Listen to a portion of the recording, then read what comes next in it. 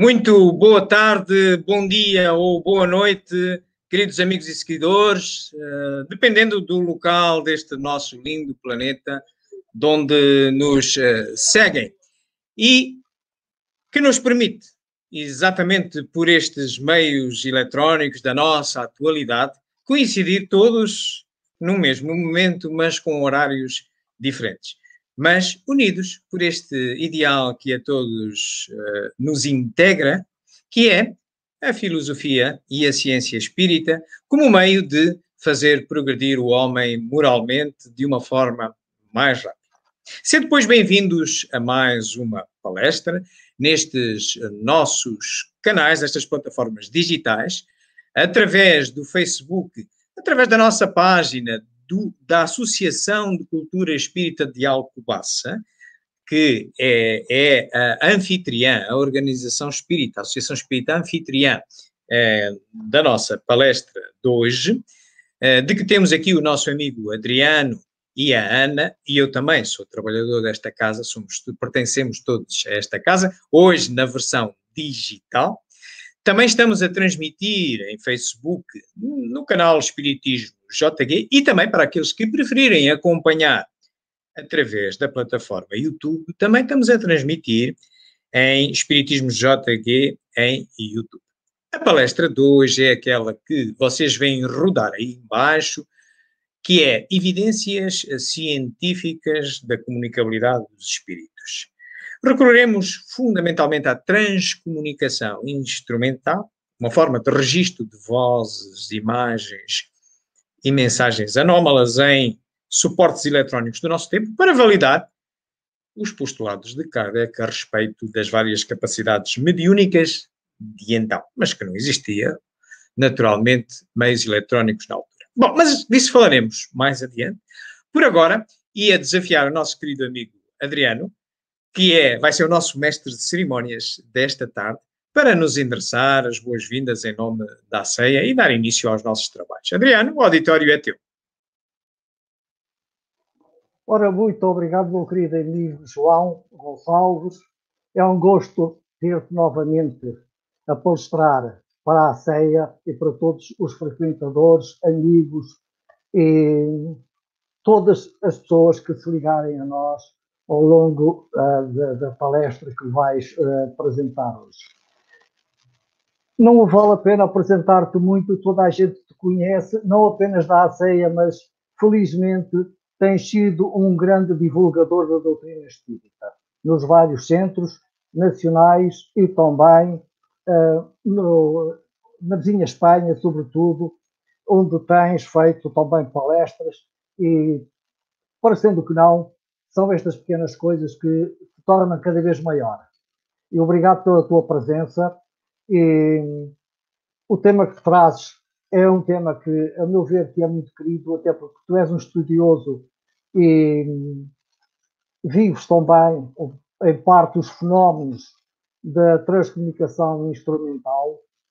E é com muita alegria que te recebemos mais uma vez na ACEA e que a tua palestra vai ser inteiramente do agrado de todas as pessoas, porque sabemos que, para além do dom da palavra que tu tens o conhecimento e sabes cativar as pessoas. Obrigado, João, mais uma vez. Esta situação de confinamento e limitação à circulação entre concelhos provocou precisamente que esta palestra seja online e não ao vivo, como gostaríamos de ter na ACEA. Esperemos que a situação se resolva com a brevidade possível e aproveito para referir que oportunamente será divulgada como vai ser a palestra da próxima semana. Por isso eu peço a todos os frequentadores e trabalhadores da ACEA e aos amigos que gostam de ver a página da ACEA para estarem atentos à divulgação que possa eventualmente vir a surgir e vai surgir de certeza absoluta na próxima semana, relativamente ao próximo fim de semana. Por isso, estejam atentos, vejam a página da ACEA e são todos bem-vindos, quer hoje, quer à própria ACEA. A ceia é uma casa de conforto, de carinho, da aproximação das pessoas. E agora, meus queridos amigos, porque não quero roubar muito tempo ao João, porque ele vai precisar de tempo para nos comunicar os seus conhecimentos. Habitualmente, e não é a tradição de forma alguma, e não é por querermos tornar isto como uma prática, como um ritual. Mas, por norma, e até para pedir auxílio da espiritualidade bondosa, costumamos fazer uma pequena prece, apenas para nos ligarmos à espiritualidade bondosa e pedir-lhe apoio. Hoje e sempre. Sendo assim, meus queridos amigos, quem quiser pode fechar os olhos, mas não é obrigatório. E vamos fazer uma pequena prece, muito curta, apenas para nos ligarmos à espiritualidade bondosa da Aceita.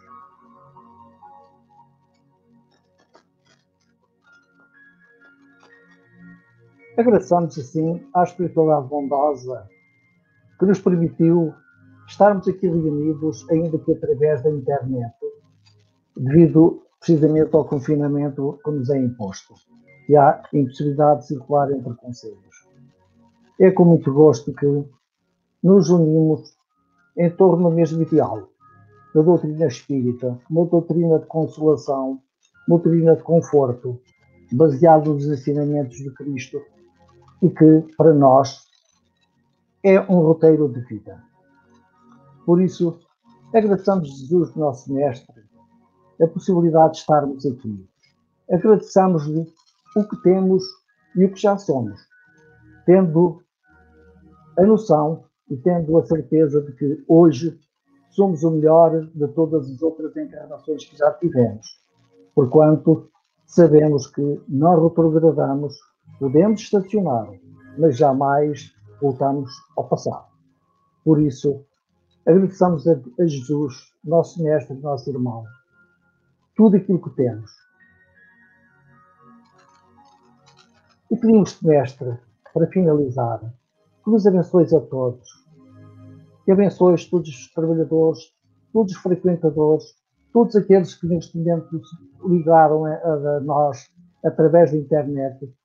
Todos nós tenhamos saúde, paz, que a tua luz nos ilumine o caminho, que ilumine ao meu caminho todos os nossos familiares e amigos, mas também, de forma muito especial, àqueles que se encontram acamados nos hospitais, procurando melhora. Pedimos também, Mestre, que através da espiritualidade bondosa, o João seja impedido para nos apresentar da melhor forma tudo aquilo que estudou, que recolheu, que compilou para nos apresentar esta tarde. Por isso a todos, muito, muito obrigado.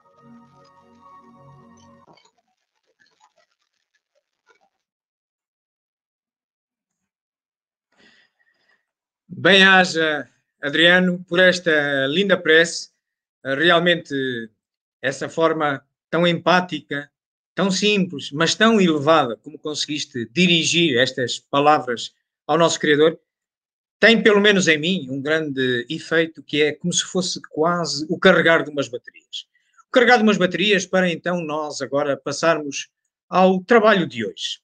O trabalho de hoje, tal como vos propusemos, é conversarmos, refletirmos sobre a comunicabilidade dos espíritos enquanto base filosófica do espiritismo, vista, contudo, com os olhos de hoje, com os olhos tecnológicos da nossa sociedade de hoje.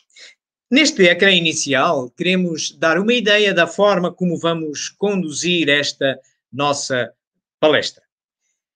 Vamos começar por mergulhar no fundo, no mais fundo do iceberg, considerando o iceberg como o conhecimento total possível de abarcarmos. E, tal como nós estamos no fundo do iceberg, estamos na base do conhecimento. E todo o conhecimento nasce filosófico. Nasce da razão, das primeiras justificações dos fenómenos que observamos. Como tal, é a base de todo o conhecimento, mesmo daquele que se depois avança, se comprova, se torna ciência. Por isso a ciência é filha da filosofia, porque qualquer postulado científico começou por nascer como justificação filosófica. Depois, ao ser comprovado, ao ser entendida as suas leis gerais e universais que o regem, passou a ciência. Então, nós mergulharemos no fundo do iceberg, o mesmo é dizer, no fundo do conhecimento, na base do conhecimento, e aí começaremos por revisitar os conceitos filosóficos sobre os quais se debruça este ramo de conhecimento, que é filosófico e científico, o espiritismo. Localizaremos aí a comunicabilidade dos espíritos como uma das bases filosóficas, olharemos para como Kardec o via então, e a partir daí vamos tentar, com os olhos de hoje, entender como é que os fenómenos de hoje tornam a validar essas bases filosóficas. Como seja, digamos que um aperitivo para o que se vai seguir. Quando terminarmos esta primeira fase, iremos subir um pouco no iceberg. Se estamos a falar de ciência, estamos a falar de método científico. Como tal, nós iremos recuperar o método científico, iremos revisitar o método científico, ver os seus passos. O método científico esse que é o processo, porque tem que passar todo e qualquer conhecimento filosófico para se transformar em ciência. Recapitulado isto, estaremos em condições de entender porque é que o espiritismo é uma ciência. E mergulharemos então na justificação científica da comunicabilidade dos espíritos, observando fenómenos dos nossos dias, como seja a transcomunicação instrumental. Recorreremos então a evidências. Subiremos um pouco mais junto à superfície de onde está flutuando o iceberg e vamos olhar para evidências do nosso mundo e vamos centrar-nos fundamentalmente em evidências de transcomunicação instrumental segundo as suas três vertentes conhecidas aos dias de hoje. Vozes, imagens e mensagens anómalas que dizem ser dos espíritos. A partir daí, e como qualquer ciência, teremos que estar abertos ao contraditório, a ouvir outras justificações de outras ciências sobre os mesmos fenómenos, razões para justificar os mesmos fenómenos. E então vamos olhar o que é que as outras ciências dizem destes fenómenos que, para nós, espíritas, são mais uma evidência da comunicação dos espíritos conosco, a que, como ciência, se dedica o espiritismo. Olharemos o contraditório, olharemos a tese espírita do que é a transcomunicação instrumental integrada no grande leque das capacidades mediúnicas e, por fim, subiremos ao ponto mais alto que nos é possível no nosso nível de conhecimentos hoje e estabeleceremos, então, se sim ou não, existe a comunicabilidade dos espíritos e o que é, então, esta transcomunicação instrumental. Está o roteiro traçado, vamos, pois, mergulhar na base do iceberg. Na base do iceberg, como nós vos tínhamos proposto, nós vamos mergulhar na filosofia.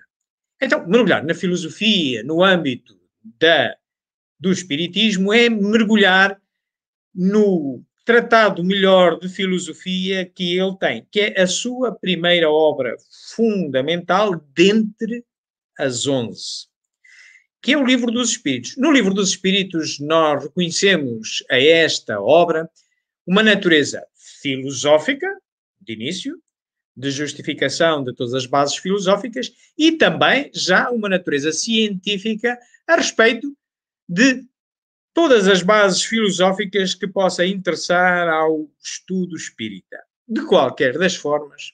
E porque o homem é incapaz de abarcar a realidade. Ele da realidade, que é muito complexa, é ampla, ele normalmente o que é que vê? vê apenas o que ele chama verdade, que é uma versão da realidade. Isto é, extrai daquele conjunto enorme que ele não consegue abranger, porque exige uma perfeição que só Deus a tem, e nós somos imperfeitos, e então extrai daí apenas aquilo que lhe interessa, em função do que sabe e em função do objetivo com que quer estudar. Em função do que sabemos e em função do objetivo com que queremos hoje abordar este tema, basta-nos escolher do vasto conjunto de bases filosóficas estas 5 que aqui estão.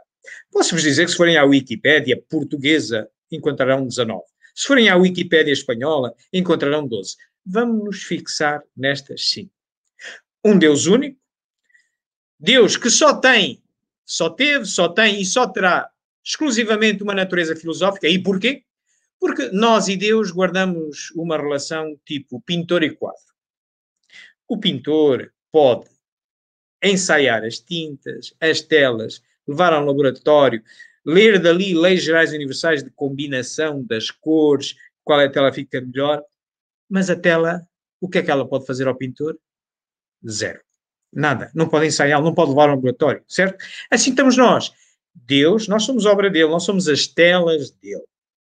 Ele pode ensaiar-nos, pode levar-nos ao laboratório. Agora, nós a ele, o que é que nós podemos fazer? O que é que o quadro pode fazer ao pintor? Nada. Pode e nós o que conseguimos é intuir que ele existe, justificar que ele tem que existir. Ah, sim, então isso é domínio filosófico exclusivamente.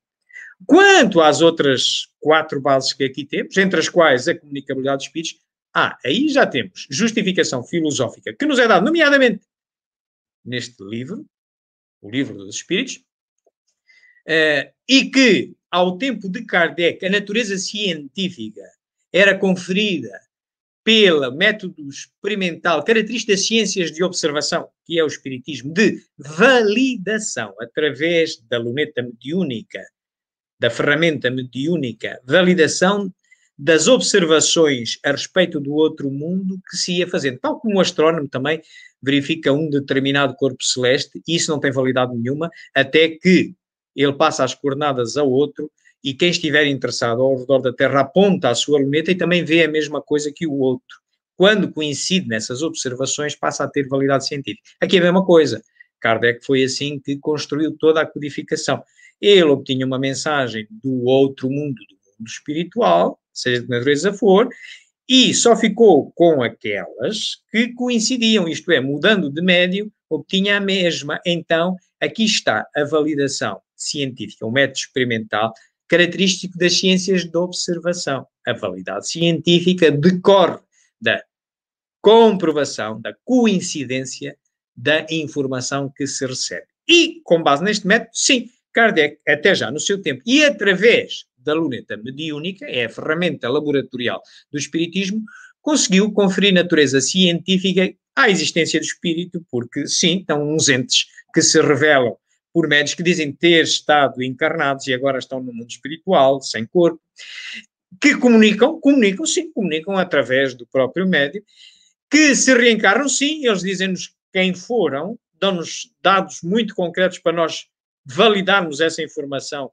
aqui no mundo físico, contam-nos a sua história e falam-nos também de outros mundos habitados, dão-nos impressões de outros mundos habitados que nós não estamos a ver, mas nós mudamos no luneta mediúnica e validamos e encontramos as mesmas informações. Então temos natureza científica e tínhamos-la na de Kardec também. Vamos agora concentrar-nos na comunicabilidade dos espíritos e olhar então na comunicabilidade dos espíritos, que, tal como vos disse, tem uma natureza filosófica e também uma natureza científica.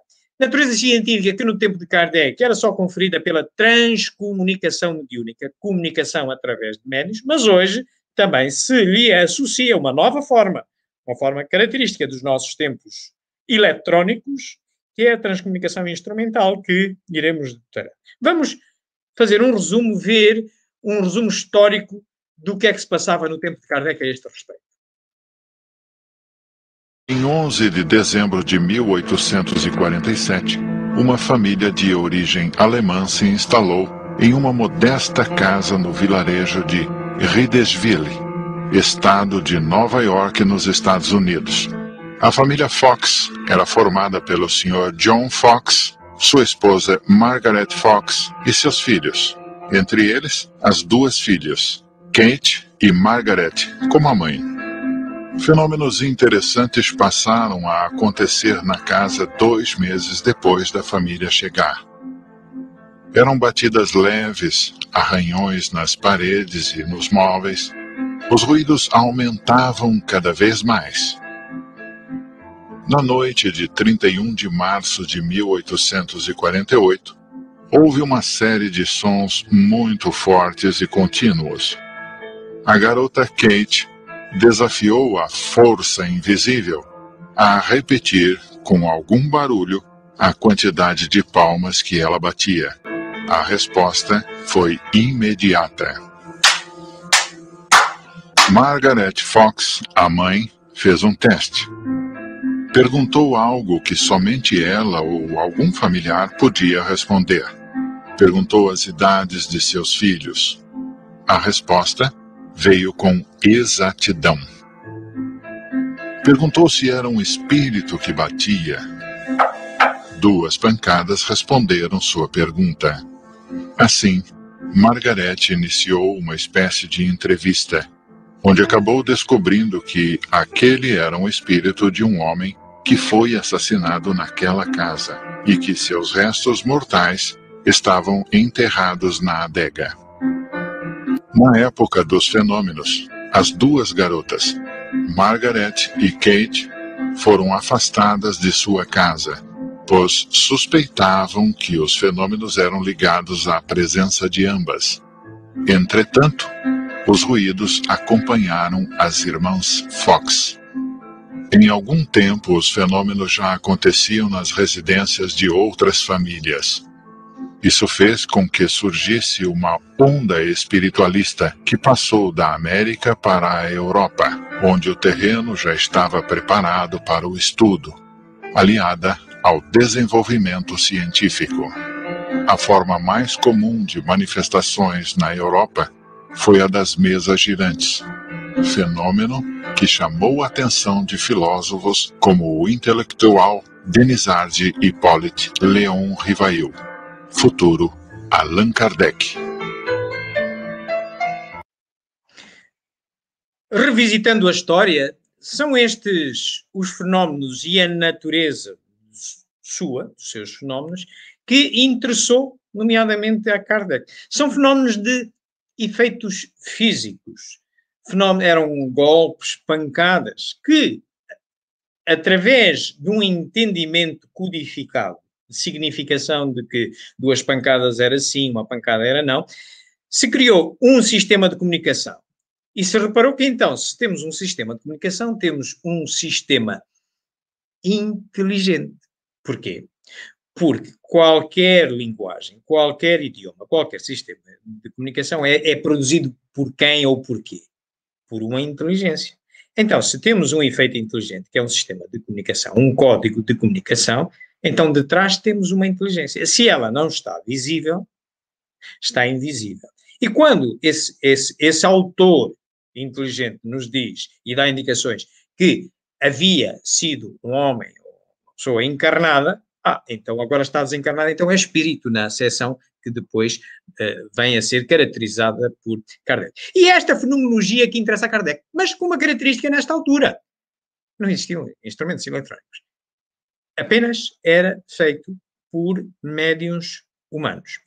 Kardec interessa-se por esta questão, o tempo vai passando e a 200 anos de distância, quase aparecimento da eletrónica, ocorrem agora estes fenómenos.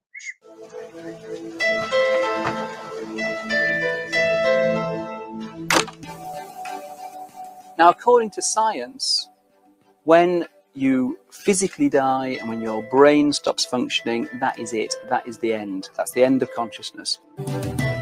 One day in the summer of 2002, Martha Copeland of Lawrenceville, Georgia, played back a sound recording she'd made earlier that day and heard the voice of her daughter, Kathy, disciplining her dog. That wouldn't have been so unusual, except that 6 months earlier, Kathy had died in an auto accident. In January 1994, Mark Macy of Boulder, Colorado, received a telephone call. The caller identified himself as a European psychologist named Konstantin Raudova. This is Konstantin Raudova speaking. Dr. Raudova had been dead for 20 years. One day in October 1987, Claude and Ellen Thorland of Sweden switched on their TV. Suddenly, this strange image appeared, and they quickly snapped it with their Polaroid camera. Only later did they learn that their friend Friedrich Jürgensen, a pioneering afterlife researcher who had died a few days earlier, was being buried at that very moment, 250 miles away. For more than a half-century, people throughout the world claim to have communicated with the dead using instruments of modern technology, such as tape recorders, radios, telephones, computers, and video systems. They call this phenomenon Instrumental Transcommunication, or ITC.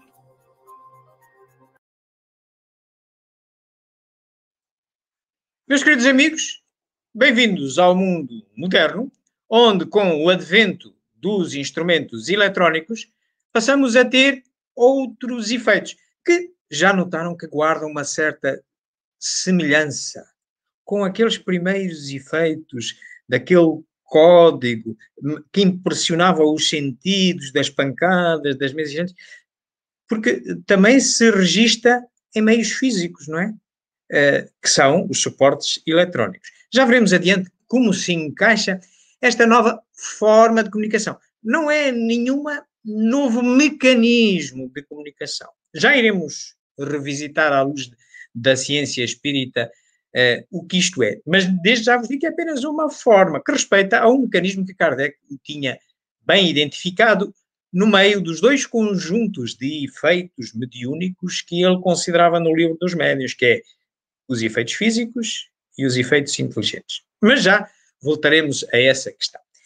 Subindo aqui no nosso iceberg, voltando aqui para o nosso caminho, agora compete-nos então subir um pouco mais e revisitar o método científico, uma vez que vamos falar de ciência, vamos falar de evidências científicas desta forma de comunicação. O método científico é nada mais, nada menos do que este conjunto de passos sequenciais, segundo o qual ao qual tem que ser submetido todo e qualquer conhecimento basilar, filosófico, portanto, previamente justificado, e que depois se vai comprovar, vai sujeitar a experimentação, tirar conclusões, documentação, para que se obtenha a melhor justificação possível daquele fenómeno, se leia dele as leis gerais e universais que o regem. Aí teremos ciência. O método científico tem, logo aqui, estes três primeiros passos. A observação do fenómeno, as perguntas para caracterizarem da melhor maneira aquele fenómeno e o levantamento de hipóteses, justificações. Pequeno, primeiro, teses, justificação. São primeiras hipóteses, uma, duas ou três, que justifiquem aquele fenómeno. Kardec, por exemplo, em relação à fenomenologia das mesas girantes, ele admitia que poderia ser provocada pelo magnetismo ou poderia ser provocada pelos espíritos. Temos duas hipóteses. Depois, sujeitou à experimentação e concluiu que aquela que cabalmente, das hipóteses que cabalmente dava resposta a todas as interrogações, era a hipótese de ser os espíritos. Transformou em tese e nasceu a caracterização da mediunidade com as suas várias capacidades mediúnicas. Portanto, isto para vos recordar aquilo que já dizíamos. No método científico, e porque todo o conhecimento nasce filosófico, temos nestes primeiros passos o que é que está a intervir? Então só a razão. Então só a justificação da crença que temos por verdadeira, porque estamos a observar, estamos a ver ali um fenómeno, na mesma linha que o pai da filosofia definia que ela era. Platão, o pai da filosofia, definia filosofia como a crença verdadeira justificada. Portanto, até levantarmos várias hipóteses de justificação de um fenómeno, estamos no domínio da filosofia, embora já estamos integrados no método científico. A partir daí, vamos sujeitar as várias justificações, as várias hipóteses que levantamos, à experimentação, ao laboratório. O espiritismo, como ciência de observação, ele utiliza no seu laboratório uma ferramenta de observação do outro mundo, que é a mediunidade. À semelhança do que a astronomia, para ver outros mundos físicos, utiliza a luneta. E então, se eu, como astrónomo, estou a ver um novo corpo celeste, para mim, que eu nunca tinha visto, e julgo que nunca ninguém o viu, isto não tem validade científica nenhuma neste momento, não quer dizer que seja mentira, não senhora, é uma verdade, estou a observar, é uma observação. É, digamos, a minha opinião. Mas a minha opinião pode estar equivocada. Para lhe dar validade científica, eu tenho agora que tomar nota das coordenadas daquele corpo celeste, fazer as minhas observações, se tem atmosfera, se não tem, qual é que é a cor, as minhas medições todas, e disponibilizar essa informação para que qualquer outro experimentador, qualquer outro astrónomo ao redor da Terra possa apontar a sua luneta, a sua ferramenta de investigação e validar, comprovar a minha opinião, a minha observação inicial. O espiritismo é a mesma coisa. Também a primeira observação que nós obtemos do outro mundo, do mundo espiritual, nós utilizamos uma luneta que é a mediunidade, através do médium, para observar o que se passa no outro mundo, o mundo espiritual, não necessariamente o mundo físico. A primeira observação que recolhemos de lá tem só a importância de opinião, tal como a primeira observação do astrónomo. Para lhe dar validade científica é preciso agora mudarmos de luneta, de local, e fazermos as mesmas questões, observarmos e comprovarmos coincidência da observação que obtivemos. Se coincidirem, sim, passa a ter natureza científica, tal como os astrónomos atribuem natureza científica às observações que coincidem. Chama-se isso no Espiritismo, e é Kardec quem o chama, nomeadamente no Evangelho segundo o Espiritismo, o controle universal do ensino dos espíritos. Para se dar validade científica ao conhecimento que nos vem pela via mediúnica, tem que se comprovar as crenças verdadeiras justificadas. Elas podem estar muito bem justificadas pelo espírito que nos comunica, mas tem que depois ser comprovada. E então, aí, quando estamos a comprovar desta forma, característica das ciências da observação, estamos a produzir ciência. Nos mesmos termos que um aluno de Platão, de nome Aristóteles, dizia e definiu ciência, que era a crença verdadeira justificada e comprovada. Então nós, no nosso laboratório espírita, através da mediunidade de várias formas, e a transcomunicação instrumental é só uma, mas há outras, só através da utilização do médio humano, por exemplo, sem aparelhos eletrónicos, nós vamos obtendo respostas às nossas questões, vamos validando a informação que temos e vamos tomando conclusões. Se há alguma das hipóteses que sujeitamos como justificação e que não está a acabar a resposta, deitamos-la fora ou reformulamos-la. E uma delas há de ser a que enfrenta melhor todas as dúvidas naquele momento. Essa passa a tese. O processo de passar de filosofia à ciência é o processo de promover hipóteses, que podem ser mais, a tese, mas sem que nada tenha de absoluto. Porquê? Porque a filosofia e a ciência são obras humanas. Como são obras humanas, são obras imperfeitas, embora perfectíveis, tal como é o instrumento que produz a filosofia e a ciência, que é a inteligência humana, que é imperfeita, mas perfectível. Como o Espiritismo é uma obra humana, de seres encarnados e desencarnados em vários estados de adiantamento, então, imperfeita mas perfectível também pode ser, e também o é, e pode ser melhorada. Então, nós, em determinado momento, temos uma melhor verdade, essa tese, mas que nada tem de absoluto. Amanhã, com outros conhecimentos, poderemos ter que rever isso. O Espiritismo mostra subejamente essas características. Por exemplo, nesta obra fundamental da codificação espírita, da parte básica das 11 obras, integrada nas 5 básicas, consideradas básicas, do Evangelho segundo o Espiritismo, se nós formos ao capítulo 19, que tem por título A Fé Transporta Montanhas, se formos ao parágrafo 7, nós vemos lá uma afirmação que os estudantes do Espiritismo já ouviram muitas vezes falar. E que é exatamente esta: fé inabalável é tão só aquela que pode fazer frente à razão em qualquer idade da humanidade. Soa-vos isto ao exercício da razão, que caracteriza estas 3 primeiras partes, muito em particular do método científico? Pois a mim soa-me. Então temos aqui uma evidência de que é filosofia. Mas quando vamos sujeitar as nossas hipóteses de explicação de um fenómeno que vem do outro lado da vida, do outro mundo, do mundo espiritual, vamos sujeitá-lo à experimentação no nosso laboratório espírita através da ferramenta mediúnica. Se nós formos a este primeiro livro, que é o primeiro manual de natureza essencialmente científica da codificação fundamental básica, que é o livro dos médiuns, porque contém as leis gerais e universais das várias capacidades mediúnicas de então, se formos ao item 230, no capítulo 20, da segunda parte do livro dos médiuns, nós encontramos esta frase, que é da autoria de um espírito elevado, de nome Erasto, diz assim: melhor é repelir 10 verdades do que crer numa teoria errónea ou mentira.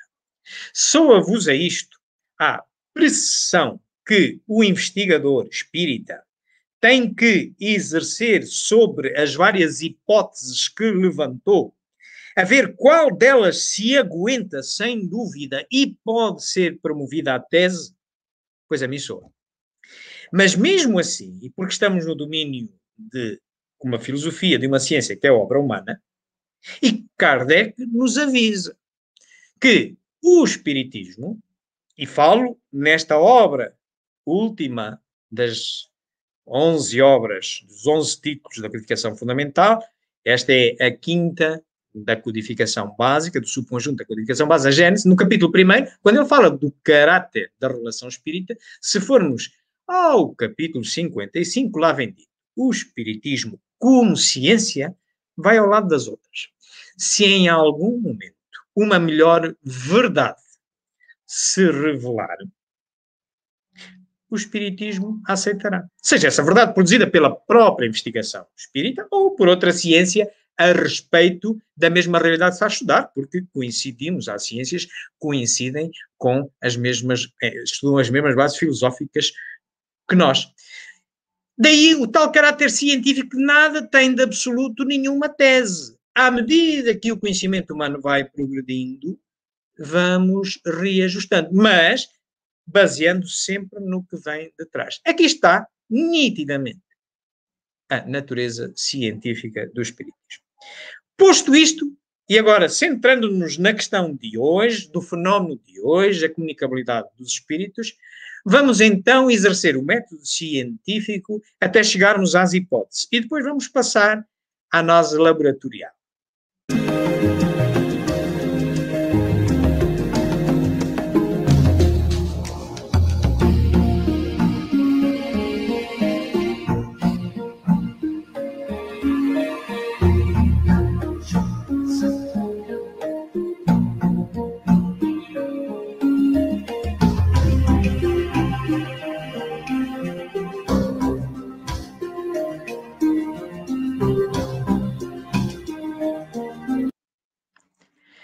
Aqui temos, meus amigos, a nossa hipótese de trabalho.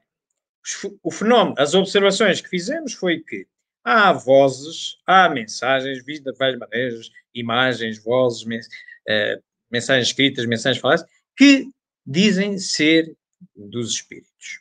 Bom, mas nós não vamos crer nisso só assim por crer.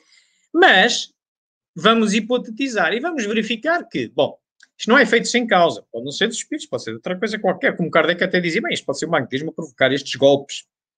Mas depois ele verificou também uma coisa, é que as comunicações, primeiro, afirmam, têm um conteúdo semântico, afirmam ser os mortos. Depois, os mortos a existirem são o que nós consideramos espíritos. Mas, se há uma comunicação que até faz uma construção semântica que faz para nós dizer eu sou morto, estou a utilizar um conjunto de palavras, dá-lhe um ordenamento para que o meu interlocutor perceba. Isto é um fenómeno inteligente. Então, se é um fenómeno inteligente, de acordo com a pergunta 24 do Livro dos Espíritos, a inteligência é um atributo do espírito. Então, é um fenómeno espiritual. Então, a sua origem é um espírito. Se não forem demonstradas outras causas que justifiquem a sua origem, então, estas mensagens são produzidas pelos espíritos. É esta a nossa hipótese de trabalho. É com esta hipótese de trabalho que agora vamos sujeitar à experimentação, subindo um pouco mais aqui no nosso trajeto no iceberg. Vamos aproximar-nos da linha de água. E vamos então mergulhar nas evidências. E tal como vos propusemos, vamos hoje tratar fundamentalmente destas evidências mais modernas, desde que existem os aparelhos eletrónicos. A transcomunicação instrumental. Nas suas 3 conhecidas formas, não quer dizer que daqui para amanhã não existam outras, mas hoje as que se conhecem são estas, que aqui encontramos. Vozes anómalas, que dizem ser dos espíritos, imagens e textos. O que é isto da transcomunicação instrumental? Eu recomendo-vos, para quem puder, ler este livro, Transcomunicação Instrumental, de Carl Goldstein. Carl Goldstein é um pseudónimo de Hernani Guimarães de Andrade, um engenheiro brasileiro, já falecido, que escreveu este livro e é também um investigador em transcomunicação instrumental, como eu também sou. Mas ele, com muito mais experiência, e tem este livro que é maravilhoso, que a mim me serve de referência. Ele, neste livro, define o que é a transcomunicação instrumental e diz que é uma das modalidades de captação de mensagens de voz, imagem e texto, alegadamente dos espíritos, porque eles nos dizem, para termos que confirmar se é ou se não é, através de meios eletrónicos e a par da transcomunicação mediúnica. A comunicação entre dimensões, a transcomunicação mediúnica através do médium humano. Portanto, é esta a definição que ele tem neste seu livro e com a qual nós nos identificamos. Olhemos, pois, para a primeira forma, a mais comum, a forma de iniciação. É por aqui que todos os que se interessarem por este fenómeno devem começar. É a mais simples de obter, é a mais universalista. Requer menos meios, menos conhecimentos, inclusivamente. E pode-se obter com muita facilidade instrumentos do nosso dia-a-dia. Basta termos um gravador. Pode ser de fita, pode ser digital, USB, pode ser um telemóvel. Como aqui está, a mesma coisa. E nós, tudo o que fazemos é colocar o telemóvel a gravar durante 1 minuto, não é preciso mais, e esperar que haja eventualmente uma resposta a uma pergunta que fizemos. Não vamos conseguir ouvir em princípio nas primeiras experimentações, temos que depois ir a posteriori ouvir se há alguma anomalia e eventualmente amplificá-la para tirarmos essas conclusões. A forma mais simples, esta que estou a descrever, que é analisar anomalias após serem produzidas, chama-se esta primeira EVP. EVP em inglês é Electronic Voice Phenomenon. São os fenómenos isolados, de vozes isoladas. Não há interatividade aqui. Fazemos uma pergunta e eventualmente obtemos uma resposta ou não, ou outra anomalia. Depois há uma forma já mais avançada, mais interativa, que normalmente investigadores que começam com as EVPs, pelo seu interesse, por conseguirem trazer comunicadores espirituais também a envolver-se no processo, conseguem obter as chamadas vozes diretas de rádio. Isto já realmente com a interatividade. É termos um rádio desintonizado, em ruído branco, nós falarmos para o rádio e o rádio responder-nos como se estivéssemos a falar com um espírito através de um médium humano. Também já veremos o que é que é. Já é mais difícil de obter, mas veremos como se obtém e veremos evidências disso. Por último, as que se conhecem são também mensagens em telefone, normalmente ou gravadas, pré-gravadas, tipo uma mensagem de voz que é deixada na gravadora do telefone, antigamente nas fitas, hoje na gravadora eletrónica, na secretária eletrónica dos nossos telefones, ou ainda mesmo uma chamada telefónica em tempo real com uma voz do outro mundo, digamos assim. Comecemos pelas EVPs, o fenómeno das vozes eletrónicas. É por onde devem começar os experimentadores, é por onde eu comecei também, é mais fácil de obter com qualquer gravador. Este gravador que aqui vemos é um gravador que eu utilizava, hoje utilizo um telemóvel, mas o que interessa, pouco interessa se é de fita, se é de digital, interessa é que seja algo para gravar, para registar a mensagem. Vamos ver uma pequena história disso.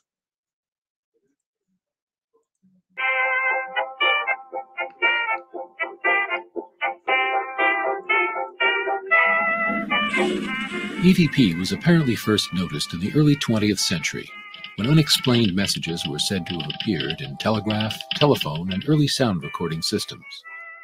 As communication technologies developed, the idea of using them to contact the souls of the departed fired the interest of a number of well-known scientists and inventors, including Alexander Graham Bell, Nikola Tesla, and even Thomas Edison, who proposed building a device to capture spirit voices. In 1939, Attila von Soleil, an American photographer, claimed some success at EVP using a phonograph record cutter, and in the 1940s with a primitive wire recorder, a precursor to the modern tape machine that recorded sounds on spools of thin magnetic wire. Then, as tape recorders became popular in the 1950s, people reported hearing mysterious voices in their recordings. The first person to research EVP in depth was the Swedish artist and filmmaker Fredrik Jürgensen. In 1959, he was using his portable recorder to tape nocturnal bird sounds for a documentary. On playing back the tape, along with the sounds of the birds, he was amazed to hear faint voices discussing nocturnal bird sounds. Convinced that he was recording messages from the dead, Jürgensen devoted the rest of his life to researching the phenomenon. He went on to record thousands of voices in several languages, established that they often interacted with the experimenter, and published his findings in several books. One of Jürgensen's pupils and collaborators was the Latvian psychologist and philosopher Konstantin Raudava. Raudava worked endlessly to persuade scientists and the public that with simple recording equipment it was possible for the dead to speak to the living. During his lifetime, he recorded 70,000 voices in 6 different languages. The experimenter states that in his opinion, man cannot grasp the events after death with his intellect. A voice replies in German, kann. He can.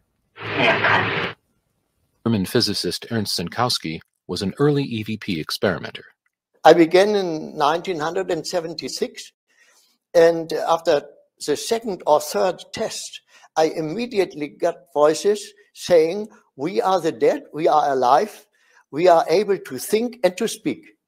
Well, one of the first extraordinary voices I received 14 days after I started was the voice of my late father. And he addressed me with my nickname he used when I was a little boy.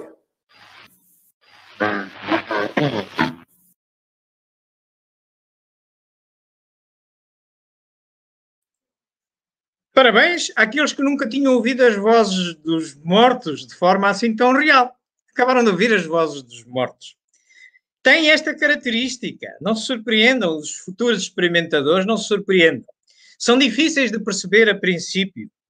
Falta-lhes a todas a frequência fundamental. É uma prova, uma evidência que não é emitida por uma laringe humana encarnada. Nós entendemos bem porque os A's, os N's, as vogais e as consoantes, todas elas começam com uma frequência fundamental e depois tem uma descrição harmónica para um lado e para o outro, e por isso nos entendemos bem. Aqui falta a laringe, é colecionar de ruído ambiente que os comunicadores, os espíritos, organizam num processo que nos é desconhecido e imprimem nos suportes magnéticos. Tem esta característica. Isto são as vozes as EVPs, as Electronic Voice Phenomena, as vozes isoladas, digamos que a posteriori de nós as termos gravado, é que vamos revisitar a gravação e vemos lá a voz.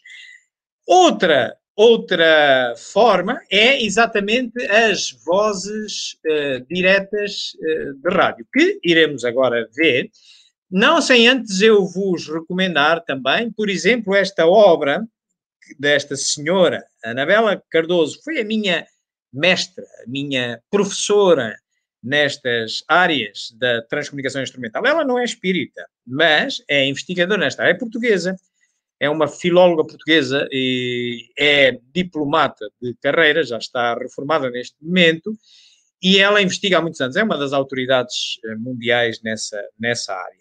E há uns anos lançou um livro com um CD com toda a sua experimentação, que é este que aqui vemos, Electronic Voice. E tem também um jornal sobre transcomunicação instrumental, que é este que aqui vem aqui em baixo, não sei se estão a reconhecer ali uma careta que está ali de lado, mas pouco interessa. Portanto, e aqui estão a ver mais os aparelhos, a aparelhagem que se utiliza, são gravadores, computadores para amplificar o som, enfim, estas são as vozes, as EVPs, as vozes isoladas, que como vimos, já no início do século passado havia muita gente a tentar investigar. Uma outra variedade, outra forma já mais avançada e com mais interatividade que alguns experimentadores conseguem obter, são as ditas vozes diretas de rádio, nomeadamente esta minha mestra, Anabela Cardoso, investiga muito nessa área, que consiste fundamentalmente num rádio desintonizado, sem ser numa estação de rádio, para não sermos mistificados, e nós interagirmos com o rádio e ele responder-nos em tempo real às perguntas. Vamos ver em que é que isso consiste.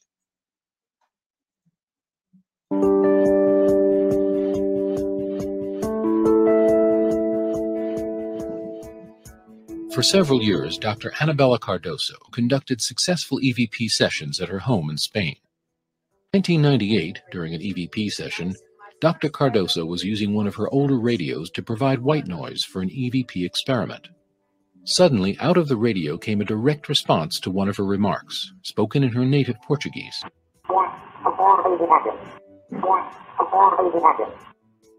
Dr. Cardoso says that these voices have often called her by her childhood nickname, Bella. They always called me Bella. Bella was my child's name. I am Annabella. My family, still today, they call me Bella.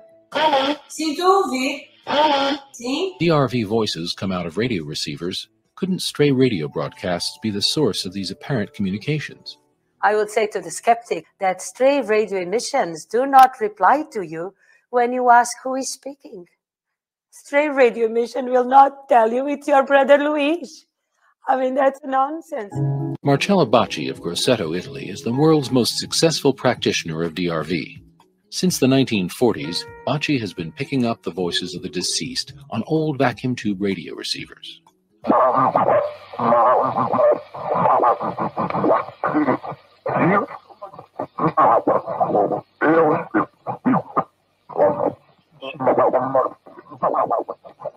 In over 6 decades, Bacci has never charged for his services or accepted a single donation. Scientists and researchers from around the world have investigated Bacci. Engineer Paolo Presi and his colleagues from Il Laboratorio have been investigating him since 1974. To date, no one has ever found the slightest evidence of fraud. Despite nearly 4 decades of accumulated evidence, some skeptics still insist that the voices could be faked by transmitting them from a remote location. But repeated scientific analyses have ruled this out, and have also established that the voices themselves are highly anomalous and do not originate in a human vocal tract. In 2004, a group of afterlife researchers, including Dr. Anabela Cardoso, Professor David Fontana, Robin Foy, and physicist Mario Festa, joined engineer Paolo Presi for a session at Bacci's Center in Grosseto. Il 5 dicembre del 2004. Dove vai errando, Bacci? In questo universo niente cambia semplicemente forma. Initially, the voices emerging from Bacci's radio spoke in Italian, but then Bacci reminded them about his English-speaking guests. Senti, ci sono anche degli inglesi, degli amici, che vengono da molto lontano.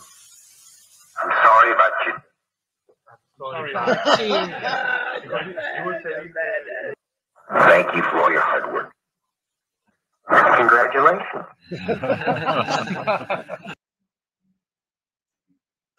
Bom, meus amigos, resistam. Não se vão embora, não tenham medo destas vozes. São vivas, são dos mortos, mas os mortos estão vivos. Têm estas características. E aqui de uma maior interatividade, como veem, não é? Em tempo real, quase como se estivéssemos a falar com espíritos numa reunião mediúnica através de métodos humanos de transcomunicação mediúnica. Esta é uma outra forma. Para além desta forma, também ainda temos as vozes obtidas em telefones. Antigamente, naqueles telefones com secretárias de fita, hoje obtidas em telemóveis, as secretárias das operadoras. Vamos ver o que isso é.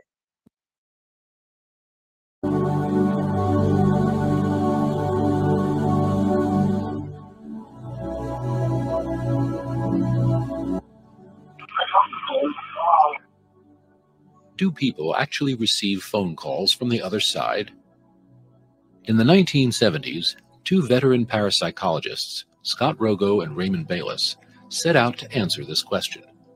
After investigating numerous cases across the U.S., they concluded that phantom phone calls were not only real, but also surprisingly common, estimating that hundreds were received every year in the U.S. alone. As with other forms of ITC, people claim that they clearly recognize the voices of deceased friends and loved ones.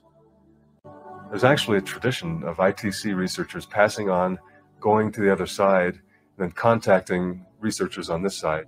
According to many ITC researchers, the undisputed champion among afterlife communicators is the Latvian-born experimenter Konstantin Raudava, a psychologist, philosopher, professor, and author who spoke a half-dozen languages and died in 1974. This is Konstantin Raudava speaking. I'm as fine as a dead one can be. It was a spring morning in 1992 when I received my first telephone call from the other side, from Konstantin Raudava. Mark Macy had been preparing to conduct an ITC experiment involving very low-frequency radio transmissions. According to Macy, the caller identified himself as Raudava and offered advice regarding his experiment. He had no way to record phone calls at the time, but he was prepared when the caller rang again. Hello? Yes. I'll try to make it clearer this time. It's a VLF receiving converter. Okay. You simply connect the VLF converter to your HF radius antenna input and a suitable VLF antenna. The conversation lasted for several minutes. The caller's voice was clear as a bell, and his advice regarding Macy's experiment was sophisticated and technically impeccable. 24500 kilohertz respectively. It was the most moving experience of my life. It was just very humbling and such an amazing experience to receive contacts from the other side through a telephone. These conversations weren't limited to technical advice. They often touched on human social issues and suggested that the insights provided by ITC might lead to a more just and peaceful world. You know, dangerous acts of all kinds can be violent. That's one of those things we want to prevent by ITC, the violence. Uma das mensagens mais interessantes que eu retive deste conjunto que ouvimos é quando Konstantin Raudava, que havia sido um experimentador quando encarnado, até tinha colecionado aquelas 70 mil vozes naqueles vários livros que ele escreveu, quando se passou para o lado de lá, também continuou a participar na transcomunicação e era um comunicador. E lembra-se o que é que dizia? Então como é que tu estás? E dizia ele, tão bem quanto um morto possa estar. Achei piada. Foi muito interessante esta tirada. Isto encerra, digamos, as três formas conhecidas hoje em dia das vozes. Passemos agora para as imagens. Também temos evidências de espíritos através de imagens. Esta área das imagens, digamos que é o parente pobre da transcomunicação instrumental, porque até hoje não conseguimos juntar imagem com voz, o que torna difícil identificações e inteligibilidades. Apenas vemos imagens de uma forma nem sempre muito nítida, mas, enfim, vamos ver o que isto é e vamos também entender o que é isto, como é que é a natureza disto fenómeno.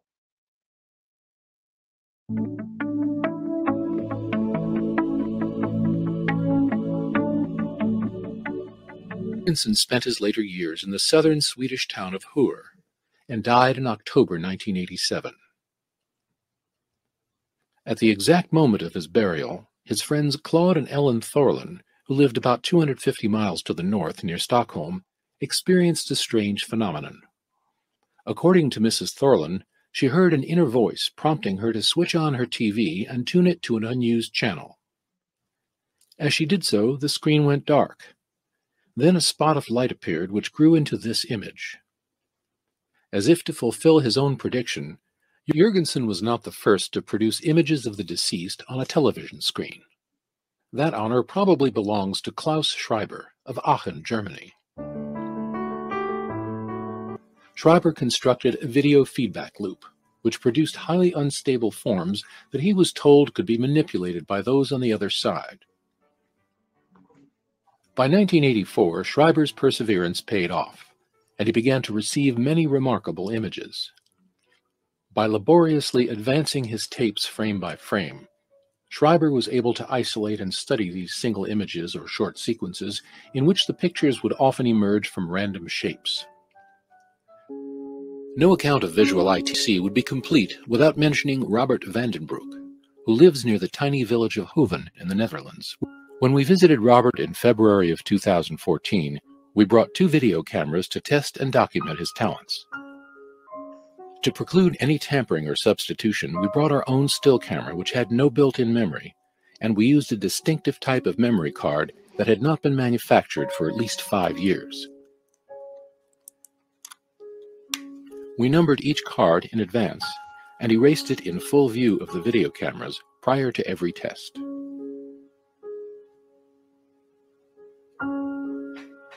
All of our tests, Robert stood in front of a dark blue curtain in his small living room, in approximately this position.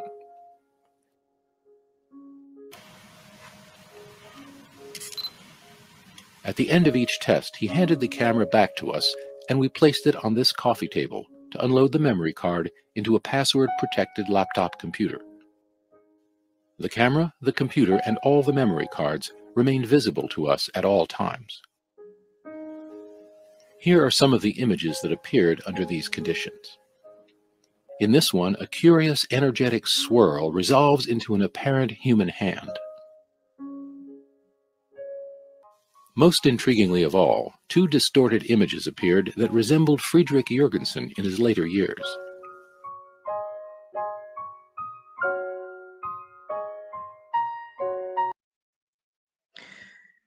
Meus amigos, veem porque é que eu vos fui dizendo que é o parente pobre. Sim, estão aqui imagens, mas muitas vezes difíceis de se entender.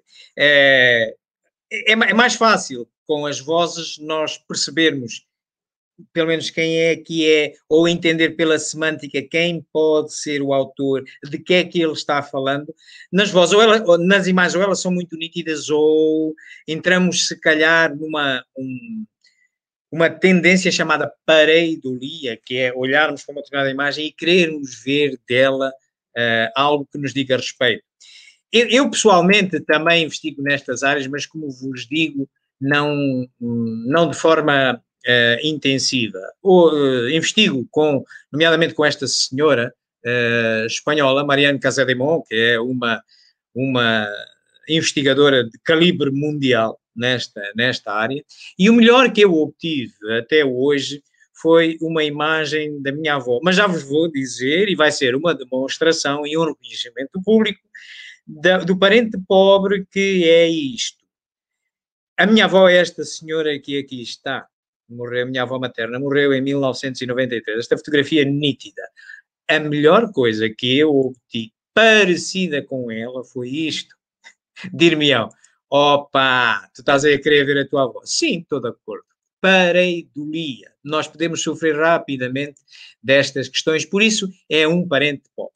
Passemos agora à última forma de comunicação conhecida aos dias de hoje, através de instrumentos eletrónicos. Hoje, através de computadores, telemóveis, através de e-mail. Antigamente, há uns anos atrás, no século passado, através de teleimpressores, faxes. Enfim, vamos ver o que isso é.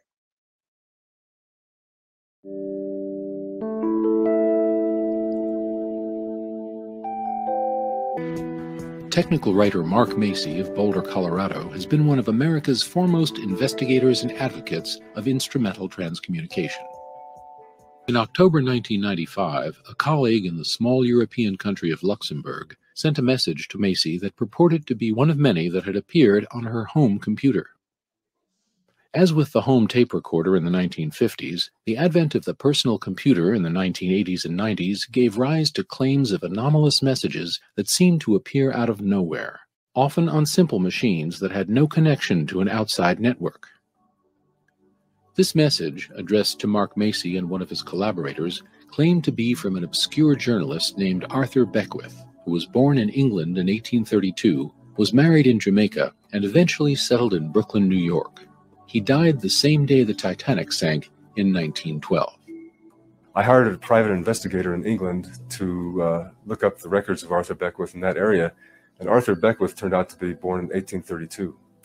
Arthur mentioned in his letter that he was employed by the Sun and the Brooklyn Daily Eagle and the Citizen. So I went to the public library in Brooklyn, New York, and we found out that sure enough, Arthur Beckwith was employed on those newspapers, and we found his obituary. A colleague of mine went to the National Archives in Washington, D.C. The census records showed that Arthur Beckwith was a 68-year-old widower in the year 1900, living at 150 Skirmerhorn Street in Brooklyn. Arthur also mentioned a man in his letter named Bill H. Lynch, who had been a rector at St. John's Roman Catholic Church in Lambertville, New Jersey. So we went to that New Jersey church, and sure enough, we found a record of William Lynch, who was a rector at that church at the time.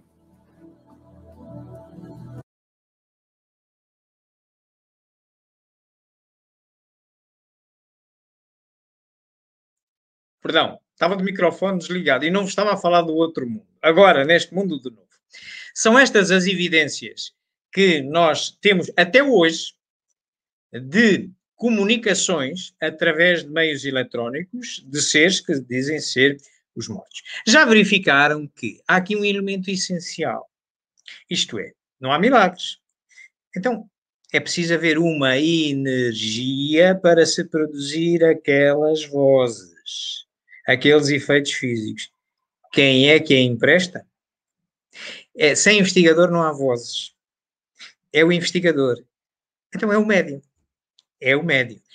Como é efeitos físicos, estamos a falar de ondas eletromagnéticas para impressionar suportes magnéticos físicos. Estamos a falar de efeitos físicos. Portanto, o médium está aqui, é o investigador. A diferença é que isto é bruto. Ouve-se a comunicação diretamente, o que o espírito pensa, enquanto na transcomunicação mediúnica tem que ser filtrada pelo médium humano. É o médium humano que percebe as percepções e vai falando, vai escrevendo de acordo com os recursos de conhecimento que também tem e o que lhe parece. Aqui é bruto. É bruto. Bom, estas as três formas que se conhecem à data de hoje, sem prejuízo que outras se venham a conhecer. Temos agora que, como qualquer ciência, poder ir ouvir o contraditório.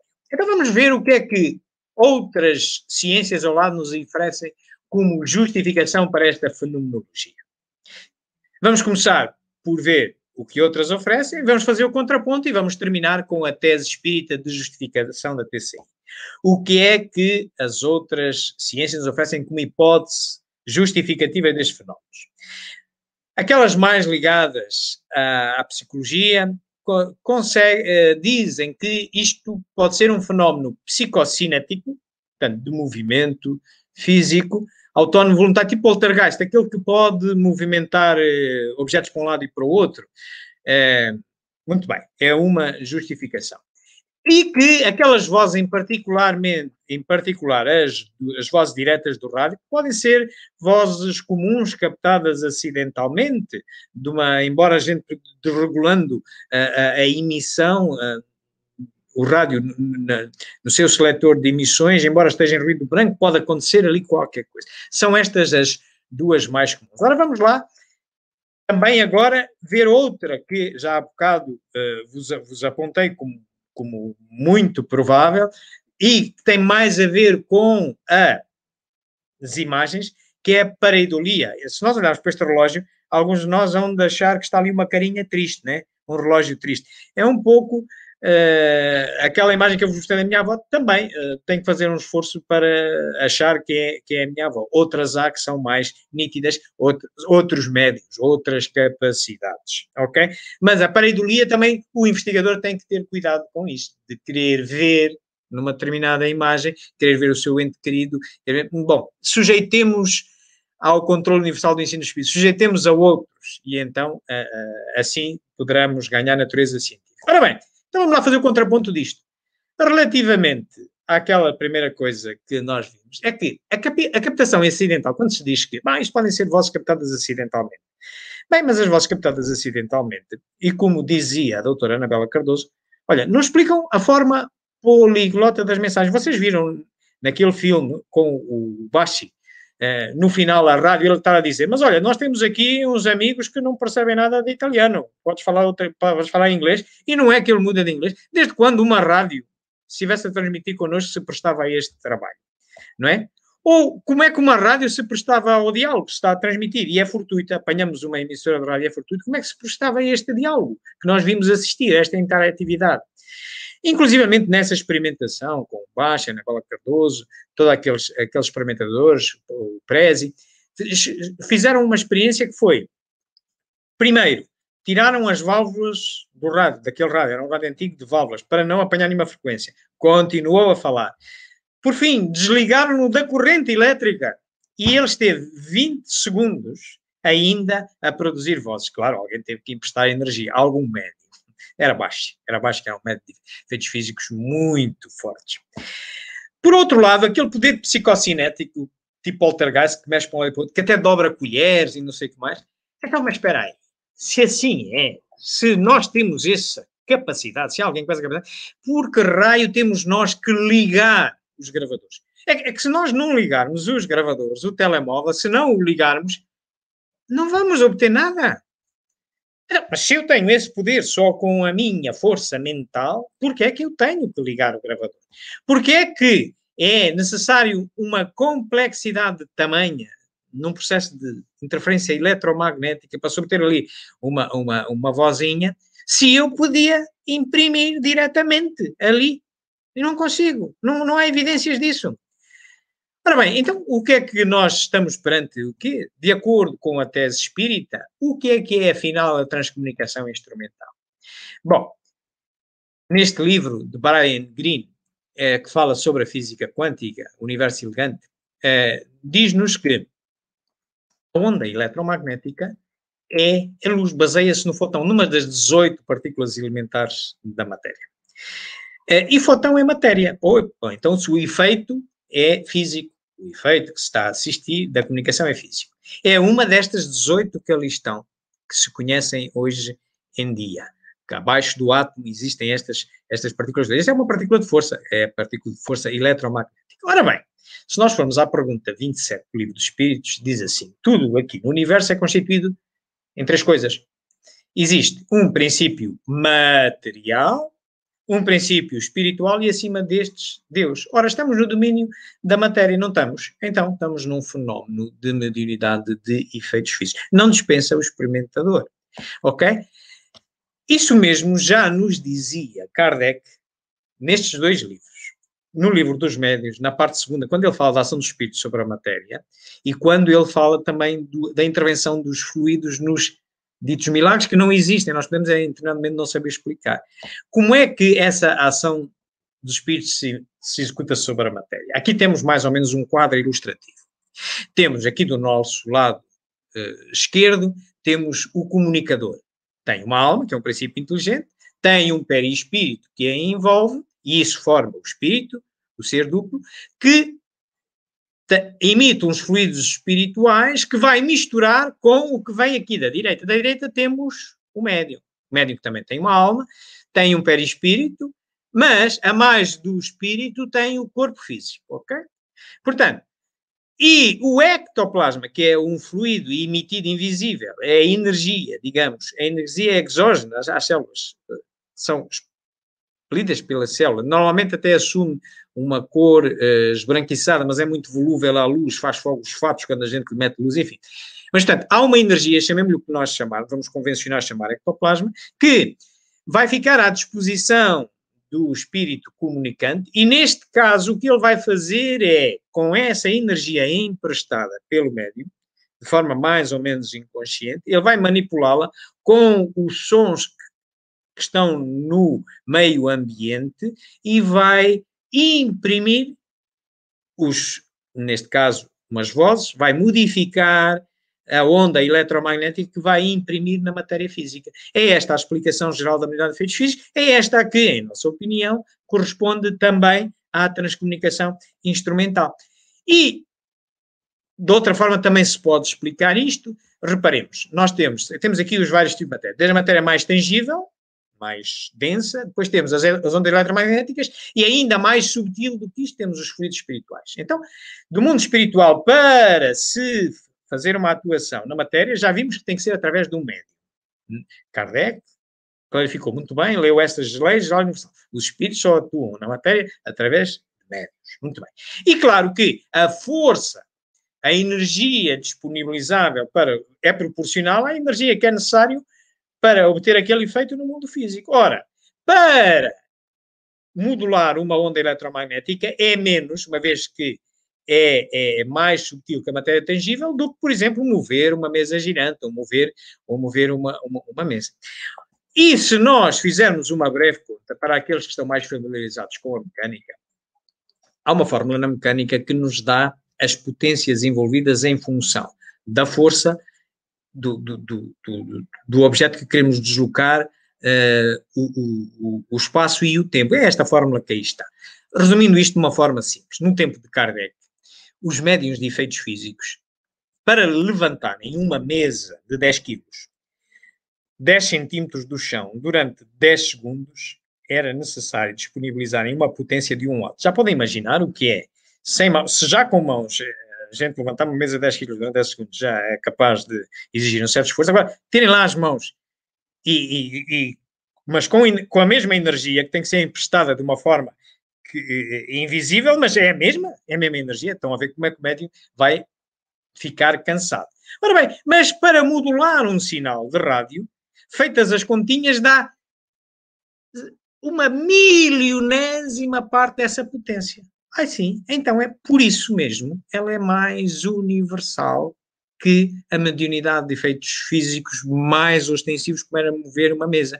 Portanto, a transcomunicação é para todos. Posso-vos garantir isto. É uma questão de perseverança, de paciência, de método, experimentarem todos os dias a uma determinada hora, como se faz nas reuniões mediúnicas através só da transcomunicação mediúnica, e é uma questão do tempo até vocês obterem uma voz.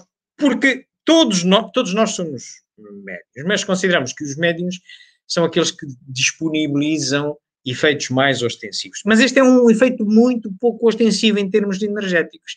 Por isso mesmo é mais fácil de qualquer um de nós obter. Portanto, isto é uma modalidade de efeitos físicos de acordo com o que Kardec já postulava. Posto isto, estaria em condições de vos afirmar que a comunicabilidade entre os espíritos existe e que estes fenómenos de transcomunicação instrumental são uma evidência dessa comunicabilidade e assumem a natureza característica dos fenómenos de mediunidade de efeitos físicos, com níveis energéticos mais baixos, mas, na mesma, requerendo a intervenção do investigador. Não se consegue pôr fora da experiência. É um dos problemas. As outras ciências têm dificuldade em aceitar este fenómeno. É que, quando lidamos com inorgânicos, por exemplo, 2 compostos orgânicos, sódio e potássio, a gente fica sempre de fora e junta-os e eles têm uma determinada reação. Mas aqui não podemos, nem posso dizer assim, eu vou obter uma voz. Não, é preciso que a inteligência do lá esteja disponível para isso. E depois é preciso que venha uma energia para modular a voz no sistema elétrico. E se eu não estiver lá, não vai acontecer nada. Não vai acontecer nada. Então, eu tenho que lá estar, tenho que emprestar a energia. Por isso, isto é o característico típico da mediunidade de efeitos físicos.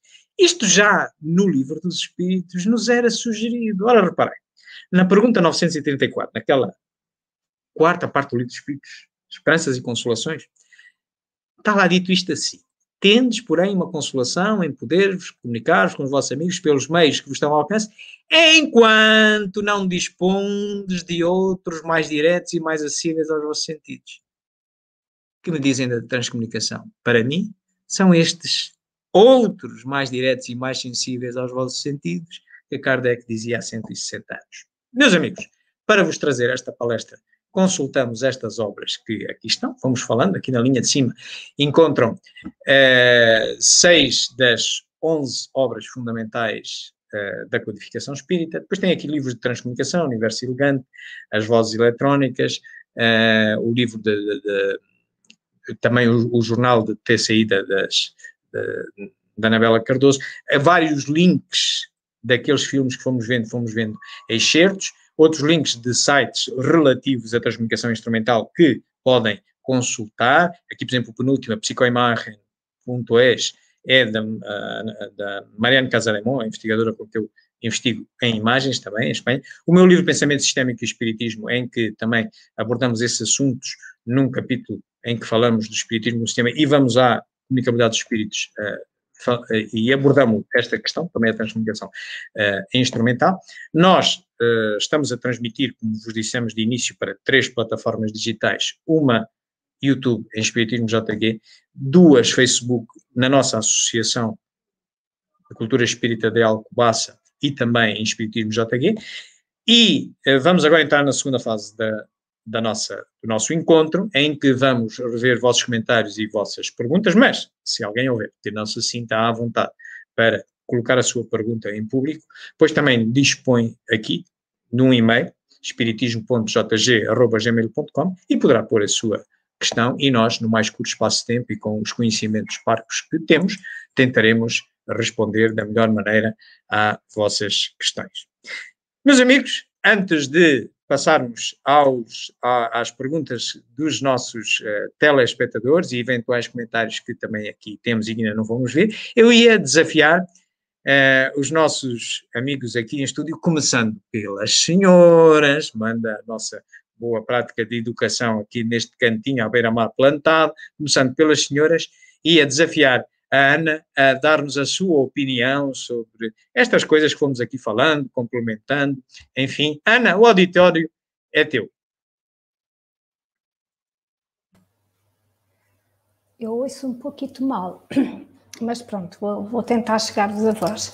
É assim, nós por vezes ouvimos dizer àqueles que ainda não acreditam, os céticos, e os críticos, que nunca ninguém veio de lá para dizer, para contar como era. Realmente, se dúvidas havia, e se depois de tanto estudo que a doutrina espírita nos dá, e com tantas evidências que tu aqui nos trouxeste, penso que essas dúvidas caem por terra. E isso é para nós um consolo, porque muitas das vezes temos a necessidade de saber se realmente a vida continua, porque essa necessidade existe em nós, porque sabemos que se fosse só este momento, se fosse só esta existência, tanto esforço, tanto cuidado, tantas dificuldades, não faziam muito sentido. Por isso é muito importante que todos nós, pelo menos aqueles que têm a consciência e a certeza, não é que acreditam, têm a certeza de que a vida continua, estes esclarecimentos e que tu aqui nos trouxeste, além também dos estudos que todos nós devemos fazer, são importantes para que a esperança e a fé, pelo menos nestes momentos tão difíceis, não caiam também eles por terra, porque desta forma conseguimos pelo menos algum alento de que um dia destes, quem sabe, muito em breve, possamos também nós receber uma mensagem daqueles que queremos tanto e que já partiram, e de uma forma saudável, sem receios, sem ficarmos a pensar que estamos a ser mistificados ou não, porque quanto a mim, da palestra que já tinha visto antes e agora confirmo, embora haja sempre a dificuldade e termos sempre o cuidado de termos a certeza com quem trabalhamos, aqui neste caso, pelas evidências tão fortes que foram reveladas, talvez seja uma forma menos, entre aspas, que há sempre o cuidado, como tu disseste, menos de sermos mistificados ou enganados por aqueles que eventualmente ainda se comprazem por nos verem indo atrás das influências negativas que nós permitimos, porque se temos influências negativas, somos nós mesmos que permitimos. Nós geralmente dizemos sempre, fui influenciado por um espírito menos bom. O que é certo é que se somos influenciados é porque nós também estamos nessa vibração. Por isso é muito importante que estas comunicações sejam de alguma forma também elas averiguadas, mas que pela simplicidade até que tu aqui demonstraste, se nós entendermos essa simplicidade no sentido só de um simples gravador, não estou a dizer que seja uma coisa fácil e leviana, não é nada disso, mas pela simplicidade de que eventualmente todos nós podemos obter uma transcomunicação, uma comunicação daqueles que já partiram apenas pelo um simples computador, mas pela nossa perseverança e pela nossa capacidade também de o acreditar. É sem dúvida uma mais-valia para todos nós e que oxalá que aqueles que dizem que não acreditam porque nunca veio ninguém lá de lá dizer como é que era, pudessem também assistir e ter a possibilidade de também eles, porque como Santo Tomé também teve que tocar nas feridas de Jesus para certificar que era ele, aqui também é um pouco assim, que também eles conseguissem compreender, vendo e sendo eles a fazer a experiência, para que também conseguissem de alguma forma ter essa crença, porque de certeza que lhe irias mudar não só a opinião, mas como também toda uma forma de vida.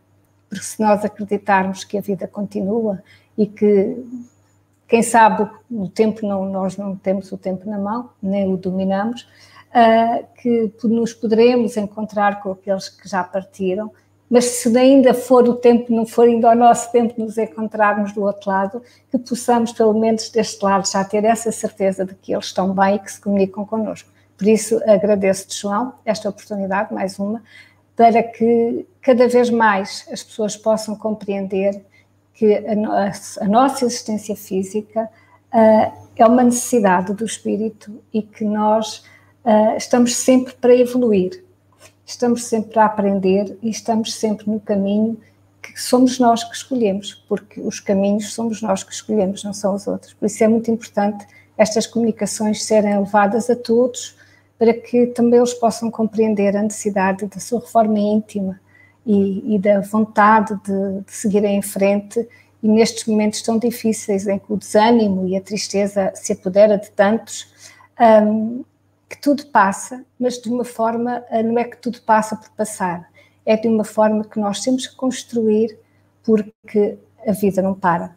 Tanto assim que não para, que temos estas comunicações destes seres que também eles se entregam a este conhecimento e a este desenvolvimento desta possibilidade de comunicabilidade dos espíritos. Para nós é muito interessante e traz-nos o alento podermos comunicar com aqueles que já partiram, quanto mais não seja por uns segundos, como muitas vezes aqui vemos, 20 segundos para nós seria o ideal para podermos dizer, olha que bom, estamos todos bem e vamos continuar um dia destes por aí a ver-nos pelo caminho. Obrigada, João. Obrigado a ti, Ana, pelo excelente sublinhar destas questões primordiais. Eu aproveito uma indicação que a Ana deixou e vou tentar consolidá-la também. E o que ela deixou é que é mais fácil, pela transcomunicação instrumental, nós termos certezas da autenticidade da mensagem. E isso pode nos levar também há mais facilidade de identificação do autor espiritual. É uma realidade. Isto porque aqui há uns anos atrás, um casal de investigadores, os Archfischbeck, no Luxemburgo, muito experimentados com vozes diretas de rádio. Fizeram uma pergunta a um espírito, um comunicador que se denominava de nome técnico, ele dizia que nunca tinha estado encarnado na Terra, mas que tinha atribuições, tinham sido atribuídas tarefas de gestão do nosso planeta, colaborar na gestão do nosso planeta, o desenvolvimento da transcomunicação instrumental, etc. E perguntaram-lhe os experimentadores qual é que é a diferença entre transcomunicação mediúnica e transcomunicação instrumental. E a resposta deste espírito, o técnico, ele diz assim: considerai que a quantidade de informação que queremos transmitir desde a nossa dimensão espiritual para a vossa está dividida em 5 partes. Na transcomunicação mediúnica, através de um médium, 4 partes são sempre do médium, isto é, o médium tem que ter vocabulário, tem que dispensar energia, tem que fazer a interpretação, mesmo muito involuntária para ele, mas tem que fazer a interpretação da plasmação que estamos a transmitir, e só uma é nossa. Por contrapartida, na transcomunicação instrumental é ao contrário. 4 são nossas e só uma é vossa. Vimos até, demonstramos aqui, pelas energias envolvidas. Por isso, nos aparecem coisas, digamos, bastante brutas. Enquanto nós, ao escutarmos uma comunicação psicofónica através de um médium humano, a gente vê uma mensagem bonita, floreada, com umas coisas bonitas e tal. O que é aquilo? Aquilo é o médium percebeu a ideia principal, vai buscar ao saco do vocabulário dele o que mais se ajusta, as palavras que mais se ajustam e põe cá fora. Ou escreve, ok? É assim que funciona. Portanto, há uma parte que é do médium, quer se queira, quer não. Na TCI, às vezes sai-nos só um bocadinho de uma frase, sai-nos assim umas coisas muito, digamos, muito brutas, menos trabalhadas. Como dizia a Ana, nesse particular, mais autênticas. Se assim é mais autêntico. Enquanto nós, para validarmos a autenticidade de uma mensagem por transcomunicação mediúnica, se queremos ler dela uma lei geral universal ou uma orientação ética para a nossa vida, pois nós temos que a sujeitar, temos que fazer o que Kardec fazia, temos que a sujeitar a vários médiuns a ver se tudo coincide. E se tudo coincide, está bem, tem validade científica. Se é só uma, é como se fosse um romance psicográfico. É a opinião de alguém, tudo bem. Mas se é para alterar um postulado qualquer da doutrina, temos que sujeitar a nossa produção ao mesmo critério de análise científica. Com algo que precisa de menos interlocutores, é mais fácil. Muito obrigado, Ana, muito obrigado. Foi algo que não tinha abordado e que vem muito a propósito ter sido agora aqui referido. Bom, e agora ia desafiar o nosso querido amigo Adriano, que tem estado ali quieto a ouvir-nos. Adriano, o auditório é teu, meu querido. Muito obrigado, João. Olha, eu quero agradecer-te do fundo do coração a palestra que trouxeste, a forma como a apresentaste e pelo aquilo que eu tenho estado a notar, creio que houve uma aceitação muito, muito grande e estou-me até a lembrar aqui de uma senhora que referiu que era a primeira vez que estaria a assistir a uma palestra, que era a Dona Amélia Leão, e que estava a gostar. Já por isso, vale a pena. Mas também, enfim, esta comunicação foi muito, muito esclarecedora. Creio que todos nós ficamos a saber que a mediunidade de efeitos físicos não é, também é verdade que não é comum a todos, mas quando alguém quiser, e daquilo que tu disseste, e eu apenas estou a tentar confirmar, enfim, por palavras minhas, aquilo que foi transmitido.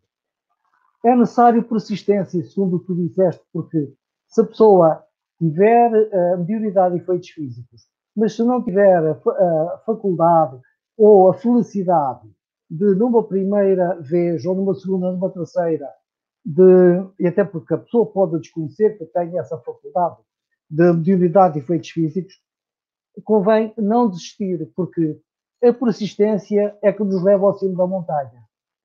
Porque se começarmos a subir e nos sentirmos alcançados, acabamos por ou ficar ali estagnados ou fazer a marcha atrás. Voltar a descer. E então é necessário persistência. Aliás, a vida é feita de persistências. E nossa evolução, se nós quisermos progredir, também temos de insistir dia após dia na nossa melhoria. Às vezes com muito sacrifício. Mas a transcomunicação é, como a Ana referiu, uma habilidade mais garantida, porque através da psicografia, muitas vezes pode, eventualmente, haver muita influência do médium e pouca influência espiritual.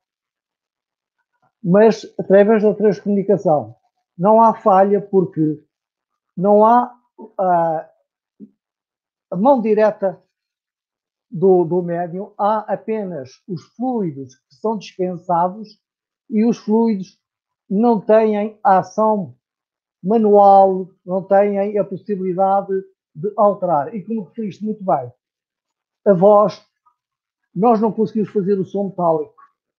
E nas transcomunicações aparece muitas vezes a voz com o som metálico, o que não nos é permitido. E por isso, João, da minha parte, o meu agradecimento. Bem haja, Adriano, também por estas achegas, achei piada, esta de som metálico, deve-se, exatamente, e o som metálico é muito importante para nós como prevenção de mistificação.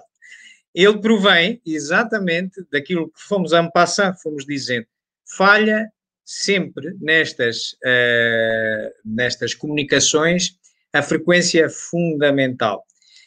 E, para nós, sempre que apanhamos um som destes que à partida é difícil de entender, para nós é sintoma de que é um som dos espíritos, porque não é produzida por uma laringe humana, por um aparelho vocal humano, que assim emitiria uma frequência fundamental e era fácil de perceber. Daí que os primeiros resultados que se obtêm, normalmente, são estas vozes difíceis. Nós selecionamos para hoje vozes bastante nítidas, classe A é o que chama, mas costumamos dividi-las em 3 níveis, A, B e C, sendo as C as mais roufanhas, mais difíceis de interpretar, mas são as primeiras que qualquer um de nós vai obter, até ir melhorando esta ligação harmónica com os experimentadores do lado de lá.